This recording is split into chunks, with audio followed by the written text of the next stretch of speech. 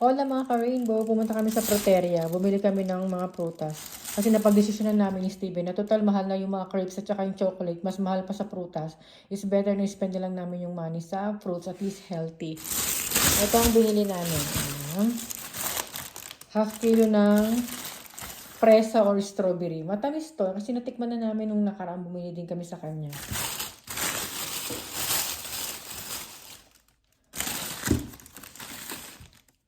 Banana, orange, mandarin, mandarin, 2 pirasong avocado,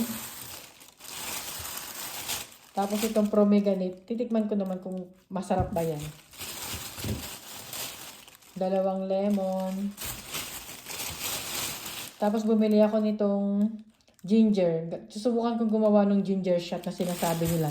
Yung with lemon at with orange.